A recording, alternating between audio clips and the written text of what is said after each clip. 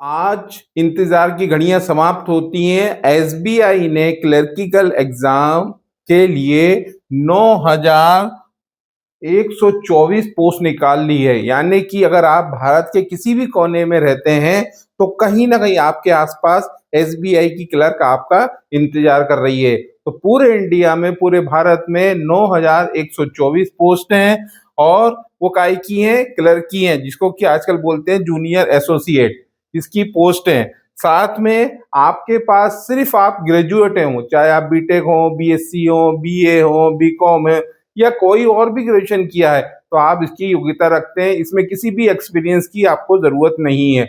और इसकी सैलरी देखिए 24,730 से लेके 64,480 तक है। तो इस वीडियो में हम देखेंगे इसके नोटिफिकेशन का पूरा डिटेल, जिसमें हम आपको इससे जुड़ी एक से एक बात बताएंगे और वीडियो के आखिरी में हम आपको ये भी बताएंगे कि इस पोजीशन के लिए अगर आपको अप्लाई करना है, ऑनलाइन अप्लाई करना है, तो वो कैसे किया जाएगा। तो आइए देखते हैं हम एसबीआई की जो क्लर्किकल एग्जाम 2026 में निकला है उसके नोटिफिकेशन के बारे में। इसको समझने के बाद आपको बिल्कुल क्रिस्टल क्लियर हो जाएगा कि इसकी क्या योग्यता है, किस तरीके से फॉर्म भरना है, और उससे जुड़ी हुई एक छोटी बात आपको समझ में आ जाएगी। तो देखिए, ये इसका नोटिफिकेशन है जो हमने डाउनलोड कर लिया एसबीआई की साइट से। आप इसको आने के बाद ये है, अब जो 9,000 से ज्यादा पोस्ट निकली है वो अगर हम देखें तो सारे सब के अंदर मौजूद है। आप किसी भी स्टेट में, किसी भी यूटी में है और किसी भी सर्कल में, तो किसी ना किसी जगह पे आपके लिए एक एसबीआई की क्लर्किकल की पोस्ट आपका इंतजार कर रही है। तो यदि आप गांधीनगर सर्कल में आते हैं, जिसके अंदर स्टेट होगा गुजरात, तो आपके लिए एससी, एसटी, ओबीसी, ईडब्ल्यूएस और जनरल, इस तरीके से आपके लिए यहाँ पर 330 वैकेंसी होगी स्टेट की अंदर। ठीक है। इसी तरीके से अगर आप बेंगलुरु सर्कल में आते हैं, जिसमें कि कर्नाटका है, तो उसमें आपको 760 पोस्ट होंगी। यहाँ पर ये जो लिखा आ रहा है लैंग्वेजेस, इसका ये मतलब है कि यदि आप इस पर्टिकुलर सर्कल के अंदर एग्जाम देते हैं तो आपको इस लैंग्वेज का भी आपको ज्ञान होना चाहिए, इस लैंग्वेज को भी टेस्ट किया जाएगा। फॉर एग्जांपल, अगर आप गांधीनगर सर्कल चूज करते हैं, जब ऑनलाइन एप्लीकेशन भरते हैं, तो उस समय आपकी गुजराती जो कि उसमें लोकल लैंग्वेज हो जाएगी, तो उसका भी एक पेपर होगा, वो आपको बताना होगा, है ना। लेकिन अगर आपने 10th और 12th में वो पर्टिकुलर पेपर ले रखा है, पढ़ रखा है लोकल लैंग्वेज का, तो फिर आपको जरूरत नहीं है। लेकिन अगर आपने नहीं पढ़ा है तो फिर उसका पर्टिकुलर आपको एग्जाम लिया जाएगा। इसका मतलब ये है। तो इसी तरीके से अगर आप भुवनेश्वर सर्कल में आते हैं, जिसमें उड़ीसा है, तो फिर आप देखिए यहाँ पर कितनी ज्यादा पोस्ट हैं, 1,100, यानी कि 1,100 पोस्ट होंगी। इसी तरीके से आप आगे देख सकते हैं चंडीगढ़ में 8497। ठीक है। अब ये देखिए चेन्नई के अंदर, यहाँ पर आपको क्लर्किकल की पोस्ट अब मिलेगी 1,410 पोस्ट मिलेगी। अगर आप हैदराबाद में आप जाएंगे तो 260 होगा। तो इस तरीके से आप अपने स्टेट का यहाँ पे देख सकते हैं। आप जिस भी सर्कल में आते होंगे, जिस भी स्टेट में आते होंगे, तो उस स्टेट का देख सकते हैं। तो यहाँ पर आप सिलेक्ट कर सकते हैं। लेकिन इस बात का ध्यान रखना है कि इसमें आपको एक ही सर्कल और एक ही स्टेट लेना है। ऐसा नहीं कि आप एक से ज्यादा स्टेट ले रहे हैं। इस एप्लीकेशन को आपने भरा तो इस सर्कल से भर दिया, फिर दूसरे एप्लीकेशन फिर भरा आपने, फिर दूसरे सर्कल से भर दिया, तो फिर वो इलीगल हो जाएगा। आपको एक ही एप्लीकेशन फॉर्म भरना है और उसमें पर्टिकुलर एक सर्कल लेना है, और जिस भी स्टेट से आप आते हैं वो स्टेट आपको सिलेक्ट करना है। इस बात का आपको ध्यान रखना है। तो ये जो अगर आप सारी पोस्ट देखेंगे तो ये सारी पोस्ट आपको यहाँ पर 7,680 हो जाएगी।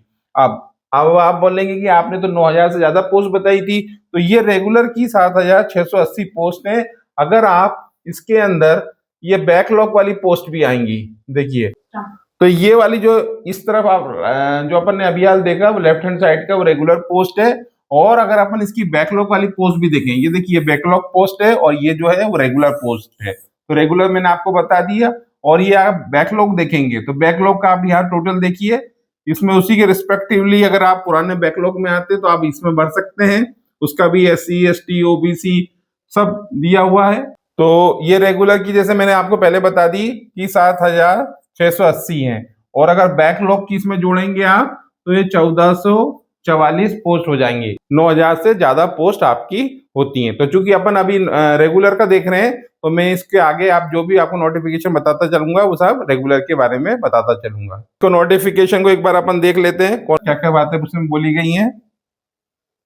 इसका एलिजिबिलिटी क्राइटेरिया देख लेते हैं। एज की एलिजिबिलिटी क्राइटेरिया में जो पहला आता है वो अपन देख लेते हैं, एज लिमिट की इसकी क्या एज लिमिट होना चाहिए। तो इसको 20 इस पोस्ट में भरने के लिए आपको 20 साल से कम नहीं होना चाहिए। ये मतलब 20 साल आपकी कम से कम होना चाहिए और 28 साल से ज्यादा नहीं होना चाहिए। कब?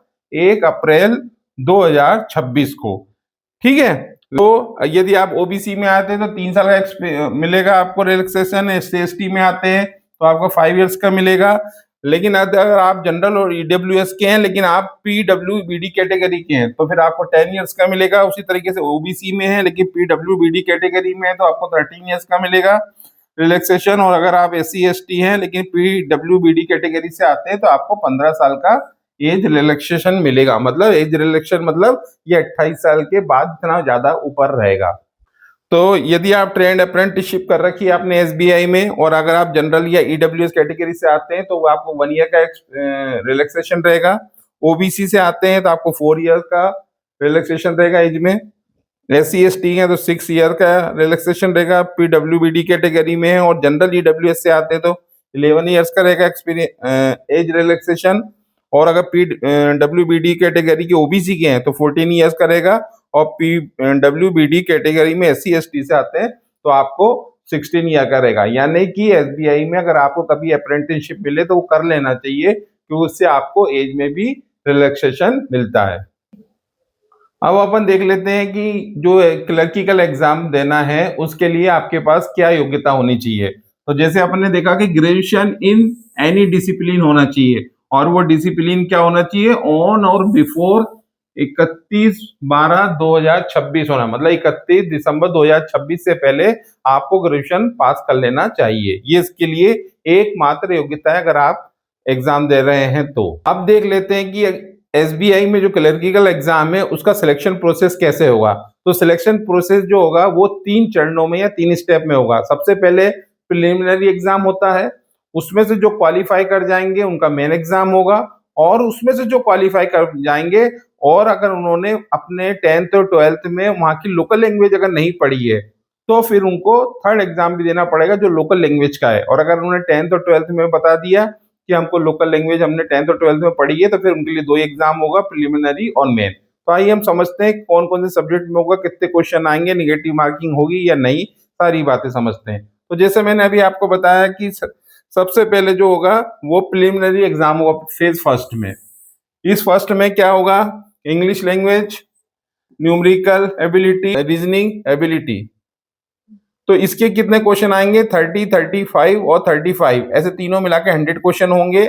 और इनका जो मार्क्स रिस्पेक्टिवली होगा वो 30, 35, 35 और इस टाइप से 100 क्वेश्चन होंगे। और इन तीनों क्वेश्चनों को, इन तीनों सेगमेंट को आपको 1 आवर में करना है। यदि आपने इनके क्वेश्चन का सही जवाब दिया तो आपको 1 मार्क्स मिलेगा और अगर आपने गलत जवाब दिया तो नेगेटिव मार्किंग होगी जिसमें 0.25 मतलब 1/4 मार्क्स आपके डिडक्ट होंगे। अब जो ये प्रिलिमिनरी टाइप का जो एग्जाम है ये क्वालिफाइंग नेचर का होगा, यानी इसको आपको पास करना है बट ये टोटल जब एग्रीगेट बनेगा तो उसमें नहीं जुड़ेगा। तो ये क्या करेंगे, जिस भी पोस्ट में है उसका 10 गुना स्टूडेंट जब तक नहीं हो जाते उतने वो क्वेश्चन, उतने वो स्टूडेंट कैंडिडेट प्रिलिमिनरी एग्जाम में से निकाल लेंगे। फिर उसके बाद आएगा आपको मेन एग्जामिनेशन। अब जब आप मेन एग्जामिनेशन देंगे तो वो इस तरीके से होगा, पहले आपसे पूछा जाएगा जनरल फाइनेंशियल अवेयरनेस जिसके आपको 50 क्वेश्चन होंगे।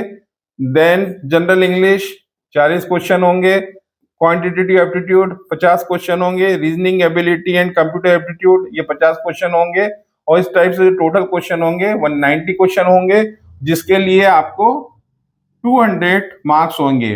50 का 50, 40 का 40, 50 का 50 और ये जो 50 क्वेश्चन है उसके लिए 60, ऐसे टोटल मार्क्स 200 होंगे। और ये हर सेगमेंट के लिए जो दिया गया टाइम है वो रहेगा 35 मिनट इसके लिए, 45 मिनट और 45 मिनट थर्ड और फोर्थ के लिए। अब इसमें से जो आपका परसेंटेज होगा यहाँ से आपकी मेरिट बनेगी कि किस टाइप से इसमें मेरिट होना है। इसमें भी वही रहेगा, अगर आपने सही आंसर दिया तो 1 मार्क्स का रहेगा, और अगर आपने गलत आंसर दिया तो निगेटिव मार्किंग हो, जिसमें 0.25 मार्क्स आपके इसमें घटेंगे, डिडक्ट होंगे। अब तीसरी कैटेगरी जो मैंने आपको बताया था, अगर आपने वहां से कोई, जैसे गुजराती हुआ, कर्नाटका हुआ, तो वहां पर अपनी लोकल लैंग्वेज चलती है, अगर आपने वो लिया है और अगर आपने वहाँ की लोकल लैंग्वेज 10th-12th में उन लोकल लैंग्वेज को नहीं पढ़ा है, तो उसके केस में फिर आपको लोकल लैंग्वेज का भी प्रोफिशिएंसी टेस्ट होगा, जो कि किस टाइप से होगा, नॉन वर्बल टेस्ट होगा। इसमें ऑब्जेक्टिव और सब्जेक्टिव टाइप के क्वेश्चन रहेंगे। ये 3-3 पैसेज रहेंगे, 15-15 क्वेश्चन रहेंगे, मार्क्स इनके मार्क्स होंगे 15-15 होंगे, और 20 मार्क्स इसमें से आपसे पूछे जाएंगे। ठीक है, अब इसकी सैलरी हम देख लेते हैं। सैलरी वो चीज होती है जिसके के लिए आप भी हमारा वीडियो देख रहे हैं, उसी के लिए आप एग्जाम देने भी जाएंगे। तो जो इसकी सैलरी स्टार्ट होगी वो 24,050 से स्टार्ट होगी, और सब कुछ होके 64,480 तक इसकी सैलरी जाएगी। लेकिन जो स्टार्टिंग सैलरी होगी, उन्होंने बोला कि इसमें 2 इंक्रीमेंट जोड़ देंगे, तो आपकी मिनिमम सैलरी जो होगी 26,730 रहेगी। यहाँ से मिनिमम स्टार्ट होगी, और मैक्सिमम तो जैसे अपन ने देखा कि 64,480 रुपए पर मंथ की सैलरी रहेगी।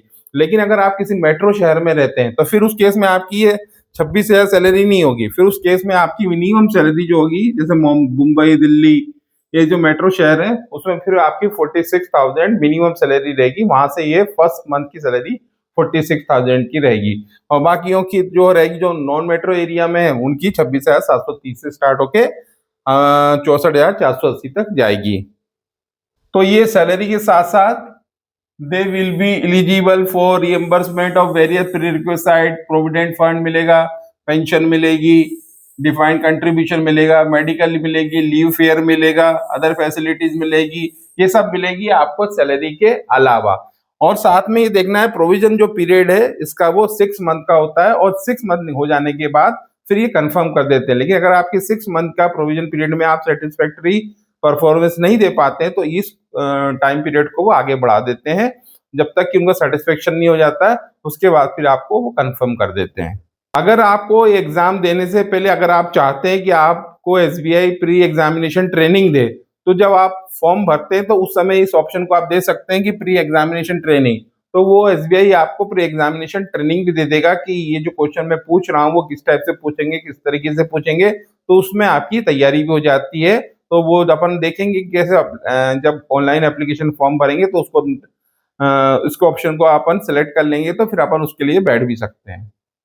तो आपको ये बात ध्यान रखना है कि ये जो ट्रेनिंग होती है प्री एग्जामिनेशन ट्रेनिंग, ये SC ST OBC ex serviceman PWBD category के लिए होती है। ठीक है, और अब इतना देख लेने के बाद अब मैं आपको ये बता देता हूँ कि अगर आप SC ST PWD XS BX category से आते हैं तो फिर आपको कोई भी सैलरी कोई भी एग्जाम फीस देने की जरूरत नहीं है। लेकिन अगर आप जनरल के हैं, ओबीसी के हैं, या ईडब्ल्यूएस कैटेगरी से आते हैं तो फिर आपको 750 जो रहेगी एग्जाम की फीस उसमें आपको देना होगी। अब ये देख लेते हैं कि इस पोस्ट के लिए अगर आपको ऑनलाइन अप्लाई करना है तो किस तरीके से देंगे। तो ये नोटिफिकेशन पे ही इसकी लिंक दी हुई है, यहाँ पर आप क्लिक करेंगे तो यहाँ पर इस तरीके से आप आ जाएंगे इसके, जहां से आपको अप्लाई करना है। तो ये देखिए, recruitment for junior associate customer support and sales ये लिखा हुआ है। यहां जाने के बाद आप इस पे क्लिक करेंगे। यहां आने के बाद ये अप्लाई नाउ इस बटन पे आप क्लिक करेंगे।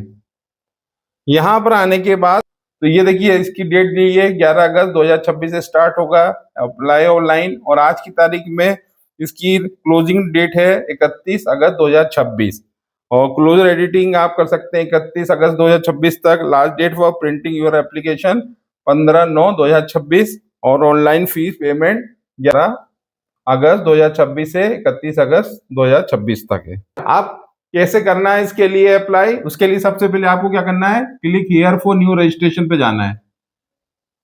जब आप यहां पर आ जाएंगे तो ये डिटेल्स आपको फिल करना है। First name confirm first name, middle name confirm middle name, last name confirm last name, full name आप यहाँ दे देंगे।